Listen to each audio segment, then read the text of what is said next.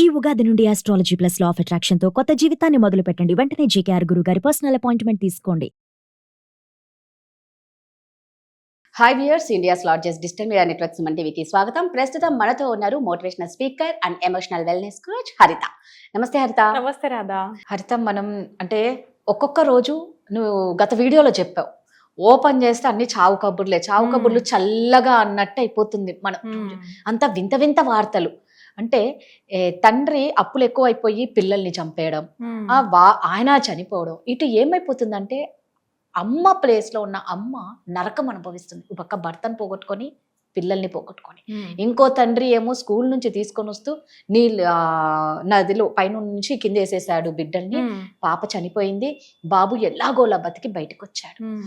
ఏంటంటే నాకు బాధ, మీరు అప్పులు చేసి లేకపోతే పిల్లల భవిష్యత్తు గురించి ఆలోచించి పిల్లల్ని చంపి వాళ్ళకి భవిష్యత్తు లేకుండా ఒక తండ్రి చేస్తే, అప్పులు ఎక్కువ అయిపోయినాయి అని చెప్పి ఒక తండ్రి పిల్లల్ని భవిష్యత్తు లేకుండా వాళ్ళ ప్రాణాలు తీసేస్తే, మీరు చేసిన తప్పులకి పిల్లలు ఎందుకు బలి కావాలి? మీరు చంపకుండా పిల్లలు లేని వాళ్ళకి ఇవ్వండి కావాలి అంటే. మీ చేత కాదు అంటే మీరు వెళ్ళిపోండి ఇంట్లో నుంచి. అంటే నేను వెళ్ళిపోమని కాదు, అన్యం పుణ్యం మెరుగని వాళ్ళకి ఎంతో భవిష్యత్తు ఉన్న పసిపిల్లలు దైవ స్వరూపులు. మనకు అంత దమ్ము ఉందా? జననం ఇచ్చేంత వరకే మన తల్లి బాధ్యత, తర్వాత వాళ్ళని పెంచాల్సిన బాధ్యత తండ్రిది, తల్లిది. వాళ్ళకు మరణాన్ని ఇచ్చేంత వీళ్ళకి లేదు. ఏదున్నా భగవంతుడు చూసుకుంటాడు. అన్యం పుణ్యం మెరుగని పసిపిల్లలు తండ్రి చేతుల్లో బలవ్వడం నిజంగా తట్టుకోలేకపోతున్నాం. మరి ఒక ఎమోషనల్ వెల్నెస్ కోచ్గా నెక్స్ట్ వాళ్ళు ఇలా చేయకుండా ఉండాలి అంటే ఏం చెప్తాం? డిలేడ్ గ్రాటిఫికేషన్ అంటాం రాధా. అంటే కొన్ని రోజులు ఆగితే ఆ సమస్య ఏదైతే ఉందో అది వెళ్ళిపోద్ది, కానీ బ్రెయిన్లో కెమికల్స్ ఎలా రిలీజ్ అవుతాయంటే, ఇంకా నాకు ఫ్యూచర్ లేదు, నా పిల్లలకి ఫ్యూచర్ లేదు, నేను ఇంకా వీళ్ళకి లైఫ్ ఇవ్వలేను అని వాళ్ళకి హోప్ పోగొట్టుకుంటున్నారు. That's a very important emotion. మనం రేపు బతకాలి అని అంటే ఈ రోజు నీ రోజంతట్లో నీకు హ్యాపీ కెమికల్స్ రావాల్సిందే.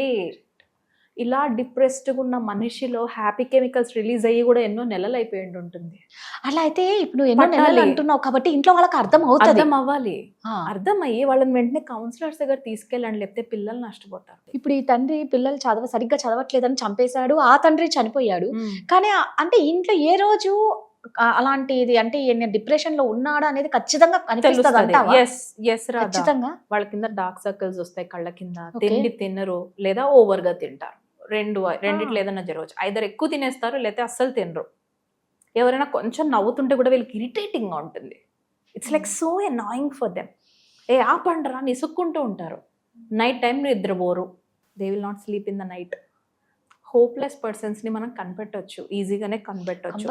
భార్య ఇలాంటి టైంలో మీరు పార్ట్నర్స్ అసలు పెళ్ళిళ్ళు ఎందుకు చేసుకుంటున్నారు రాదా? నాకు అదే ఒకసారి అడగాలనిపిస్తుంది. తల్లిదండ్రుల్ని పెళ్లి చేసుకున్నారు ఒక తోడు కోసం, ఆ తోడుకి నీకు డౌన్ అయినప్పుడు వాళ్ళు పైకి తీసుకురావాలి, అంతే కదా? తోడు అంటేనే అది కదా.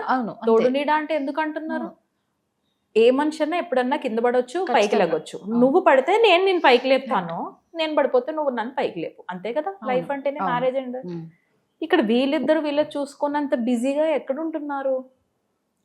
పిల్లల్ని పెంచాలి మనం ఏం చేస్తున్నాం అంటే నేను రూట్స్లోకి వెళ్ళి మాట్లాడతాను. ప్రొవైడింగ్ అంటే వాళ్ళకి ఓన్లీ ఫినాన్షియల్ ఎసెట్స్ ఇచ్చే మనం ప్రొవైడ్ చేయట్లేదు. వాళ్ళకి మనకు కావాల్సిన ధైర్యం కూడా నింపి మనం పెంచాలి. వాళ్ళకి రేపు పొద్దున్న ఏదన్నా పడిపోయినా తిరిగి లేసి నిలబడాలి అన్న హోప్ లెసన్స్ వాళ్ళకి నేర్పించాలి, అంతే తప్ప ఇదిగో నీ ఫినాన్షియల్ లాసెస్ వచ్చాయి, నిన్న ఒకడు వచ్చి ఇంటి ముందు నేను తిడుతూ ఉంటాడు, నువ్వు అది భరించలేక నువ్వు చనిపోవాలి అని మెసేజ్ ఇచ్చాడు. పాపం తెలియకనే తండ్రి, ఎవరిది కూడా మనం తప్పు పట్టలేము. If they had known better they would have done better రాదా. వాళ్ళకి ఇంతకంటే బెటర్ తరీకా తెలియలేదు.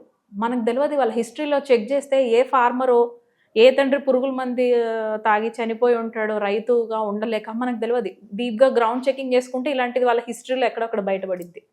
వాళ్ళ ఫ్యామిలీలో ఎవరో ఒకరు ఇలా చేసుకుంటారు కాబట్టి వాళ్ళ పర్మనెంట్ సొల్యూషన్. నువ్వు చేసిన తప్పుకి అన్యం పుణ్యం పిల్లలు బలి కరెక్ట్ కాదు కదా. రైట్. అక్కడ కొంచెం ఆగండి, డిలేడ్ గ్రాటిఫికేషన్ లోకి వెళ్ళండి. అది రియలా?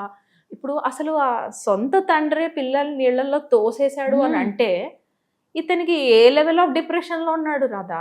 అంటే ఒకటి కసి కాదు, అది నేను కాపాడలేకపోయాను, ఈ ప్రపంచంలో ఇంకే నా పిల్లలు బతకలేరు, అది కూడా అయి ఉండొచ్చు. కోపం వేరు. వీడు ఇంకా పనికిరాడు, ఇంకా వీడిని నేను చూసుకోలేకపోతున్నాను, ఇంకా నేను భరించలేను అని చంపటం వేరు. 2 different versions ఆర్ దేర్. వాళ్ళకి ఏ ఎమోషన్ యాక్టివేట్ అయ్యి ఏ ట్రిగ్గర్ అయ్యి వాళ్ళు చేశారు అన్నది మనం గ్రౌండ్ చెకింగ్లోకి వెళ్తేనే తెలుస్తుంది. బట్ ఏదేమైనా డోంట్ కిల్, నో, చంపే రేంజ్లో వద్దురా బాబు. పోలీస్ స్టేషన్కి వెళ్తే సగం ప్రాబ్లమ్స్ పోతాయి, అక్కడికి వెళ్ళండి. పోలీసులు ఏదైనా గైడ్ చేయగలుగుతారు ఎవరిని కరెక్ట్ పర్సన్స్ కలవాలి అని. లేదా లాయర్స్ని కలవండి, వాళ్ళు చెప్తారు అది పోలీసుల దాకా వెళ్ళాలో కాదు.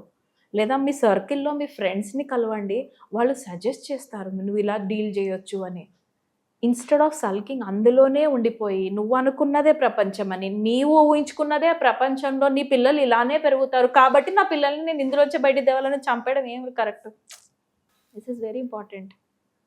అలా మరి అంత కర్కశలాగా ఎలా మారిపోతున్నారు రాదా? అసలు స్కూల్ నుంచి తీసుకొని వస్తాం అని చెప్పి, అంటే పిల్లలు ఏడుస్తున్నప్పుడు కూడా వీళ్ళకి ఎందుకు అది ఆ జాలి దయ రావట్లేదు హరిత?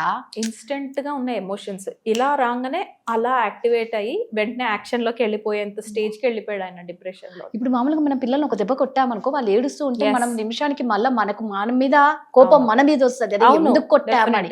అలానే నువ్వు 2 ప్రాణాలు ఎలా తీయగలుగుతున్నావు? అన్యం పుణ్యం మెరుగని ఆ పసిబిడ్డ, ఏదో ఈ అబ్బాయి బతికి బయటకు వచ్చాడు కానీ ఆ బిడ్డ వెళ్ళింది కదా. బంగారం లాంటి పిల్లల్ని చూస్తూ కొంతమంది తల్లిదండ్రులు పిల్లలు మెంటలీగా సరిగ్గా లేకపోయినా వాళ్ళని ఎంత ఓపికగా తల్లిదండ్రులు చూసుకునే వాళ్ళు ఉన్నారు హరిత. మరి కాళ్ళు చేతులు బంగారం లాంటి పిల్లల్ని నీకు అలా ఎలా చేయబుద్ధి అవుతుంది? లేదు రాదా, వాళ్ళలో హోప్ పోయింది. హోప్ అంటే అసలు నీకు ఒక ఎక్స్పెరిమెంట్ గురించి చెప్తాను. అసలు హోప్, మనకి ర్యాట్స్ ఉంటాయి కదా, ఒకటి అడవిలో పెరిగిన ర్యాట్ ని ఇంట్లో ఒకరు పెంచుకున్న ర్యాట్ ని రెండింటిని తీసుకొచ్చి నీళ్ళల్లో వేసేసారు కదా. ఇది నిజంగానే చేశారు ఎక్స్పెరిమెంట్. వేసేసిన తర్వాత ఏదైతే అడవిలో పెరిగిన వైల్డ్ ర్యాట్ ఉందో అది గట్టిగా కొడితే ఒక 2-3 గంటల్లోనూ చచ్చిపోయింది. 2-3 అవర్స్ స్విమ్మింగ్ చేసి చచ్చిపోయింది. ఏదైతే ఇంట్లో పెంచుకున్న ర్యాట్ ఉందో 60 అవర్స్ ఫైట్ చేసింది. 60 అవర్స్, 50 నుంచి 60 అవర్స్ అది లైఫ్ కోసం ఫైట్ చేసి 2-3 అవర్స్ లోనే చచ్చిపోయింది. ఏంట్రా అంటే హోప్ ఎక్స్పెరిమెంట్ లో అదే కనిపెట్టారు. ఈ ర్యాట్ కి ఏంటి అసలు వేరే వాళ్ళు మనల్ని కాపాడుతారు అన్న హోప్ కూడా లేదు, అది వదిలేసింది. హోప్ లేదు కాబట్టి ఇంకా అది అక్కడే చచ్చిపోయింది. దీనికంటే చచ్చిపోవడం బెటర్, ఇంకా అయిపోయింది, నాకు ఇంకే చాయిస్ లేదు అని ఇట్ గేవ్ అప్. మరి సేమ్ అదే ర్యాట్ ఇక్కడ వదిలిపెట్టలా. ఒక ర్యాటే 2-3 గంటలు ఇది ఫైట్ చేసింది, 60 అవర్స్ ఫైట్ చేసింది అబ్బా. అంటే ఏంటి, మోర్ దాన్ 3 days. యా, అంటే ఇది ఎక్స్పెరిమెంట్ ద్వారా వాళ్ళు ఏం చెప్పారంటే మనుషులకి ఎమోషనల్ రెస్పాన్సిబిలిటీ ఉంది. ఒకరు ఎలా ఉన్నారు, వాళ్ళ మానసిక హెల్త్ ఎలా ఉంది అని అంటే, మెంటల్ హెల్త్ నేను కూర్చొని వాళ్ళతో మాట్లాడి సోషల్ లైఫ్ ఎందుకు క్రియేట్ చేసుకున్నాం మనం, వాడు ఎలా ఉన్నాడో మనం చూసుకోగలగాలి, వాళ్ళు కూడా ఎక్స్ప్రెస్ చేసుకోగలగాలి. సరే నెక్స్ట్ లెవెల్లో ఏం చేశారు తెలుసా రాదా, ఇలాంటి ఈ డొమెస్టికేటెడ్ అంటే ఇంట్లో పెంచిన ర్యాట్ అయితే ఒకడు మనిషి వచ్చి నన్ను కాపాడుతానని దానికి హోప్ ఉంది కాబట్టి బతికిందట. అంతసేపు అది వెయిట్ చేయడానికి కారణము నన్ను మనిషి కాపాడుతాడు, ఎందుకు పాపం దానికి అంత ప్రేమనిచ్చి పెంచారు కాబట్టి. పిల్లల్లో నువ్వు ఇప్పుడు ఏం వదిలేవు, వాళ్ళలో ఏం సంస్కారం తెలుసా, నెక్స్ట్ బర్త్కి వెళ్తేనే వాళ్ళకి నెక్స్ట్ బర్త్ లో జనరల్ గా అంటున్నాను నేను ఎక్కడ బట్ నేను చదివినంత వరకు చెప్తాను కర్మ ఫిలాసఫీ ప్రకారం, వాళ్ళు నెక్స్ట్ బర్త్ లో మొత్తం భయపడుతూనే ఉంటారు. తల్లిదండ్రులు నమ్మరు, ఎందుకంటే నమ్మిన తండ్రి నీళ్ళల్లో తోసేసిన లాస్ట్ ఇంప్రెషన్ తో చనిపోయారు వాళ్ళు. ఆ ఫోబియా వాళ్ళని నెక్స్ట్ బర్త్ అంతా వెంటాడిద్ది. మనం అనుకుంటున్నాం ఈ లైఫ్ అని, నో, నెక్స్ట్ లైఫ్ కూడా ఉంటుంది మనకి, పాస్ట్ లైఫ్ కూడా ఉండింది. లేకపోతే ఆ కర్మ ఆయనకి ఎంత పీక్స్ లో కాకపోతే ఆయన చనిపోయి పిల్లల్ని కూడా చంపేసి నేను చచ్చిపోవాలనుకుంటున్నాడు. వాళ్ళు ఎంత టార్చర్ పెట్టారో రాదా, డబ్బులు ఇస్తావా లేదా అని పీకల మీద కాలేసి తొక్కి అంత చంపేంత చేసినారు కాబట్టి ఈ జన్మలో మళ్ళీ వాళ్ళు రిటర్న్ వచ్చి నేను చచ్చిపోయేదాకా తీసుకొచ్చారు సిచ్యువేషన్. ఈయన బతికాడు, పిల్లల్ని చంపేశాడు, అంటే ఒక బాబు బతికాడు, ఒక పాప చనిపోయింది. ఈడేంటంటే ఈ దారుణం ఏంటంటే పిల్లలు సరిగ్గా చదవలేదని 2 పిల్లల్ని చంపేసి ఈయన చనిపోయాడు. చనిపోయిన తర్వాత తెలిసి ఉంటుంది బుర్రకి, అరే నేను చంపేశాను, ఇక్కడ నేను బతుకుంటే ఇంకా నాకు లైఫ్ లేదు, జైల్లో ఉండాలి, ఆ రిగ్రెట్ కంటే ఇదే బెటర్, ఇన్స్టెంట్ గా నేను చచ్చిపోవాలి. అంటే జనరల్ గా అంటున్నాం ఇక్కడ మనం ఏమి, కానీ ఏంటంటే ఇవన్నీ అన్నట్టు నువ్వు ఈ లక్షణాలు ముందు కనిపిస్తాయి కాబట్టి ఇంట్లో వాళ్ళు కొంచెం జాగ్రత్తగా ఉండి ఏ సైకాటిస్ట్ కూడా చూపించడం బెటర్. ఆ హోప్ లో నాకు అదే నచ్చింది. నేను అక్కడికి ఎక్స్పెరిమెంట్ అయిపోయింది అనుకుని వదిలేసాను. నెక్స్ట్ లెవెల్ ఆఫ్ ఎక్స్పెరిమెంట్ ఉందని మళ్ళీ చూసిన తర్వాత చాలా బాగా అనిపించింది రాదా. ఈసారి నెక్స్ట్ 2 ర్యాట్స్ ని తీసుకొని వచ్చి 2 వైల్డ్ ర్యాట్స్ ని తెచ్చారట. ఆ వైల్డ్ ర్యాట్స్ ని తీసుకొచ్చి వదిలేసారు. ఒక వైల్డ్ ర్యాట్ 2-3 అవర్స్ కి చనిపోయింది.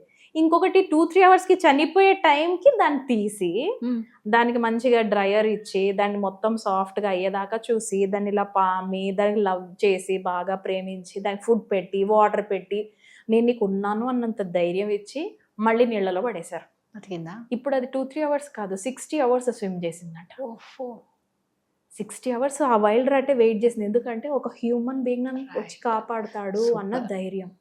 ఆ హోప్లెస్గా వెళ్తున్నారు తెలుసా. ఈ సూసైడల్స్ వాళ్ళందరూ కూడా దే ఆర్ మిస్సింగ్ హోప్. ఆ ఎమోషన్ రావట్లేదు వాళ్ళకి.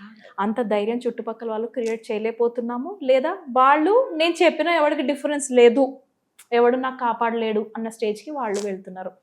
This is very important. Let's be for each other. Correct. Life అంటే ఒకరి కోసం ఒకరు ఉండటం, ఒకరిని చంపి నేను బతకటం కాదు. కరెక్ట్ కదా.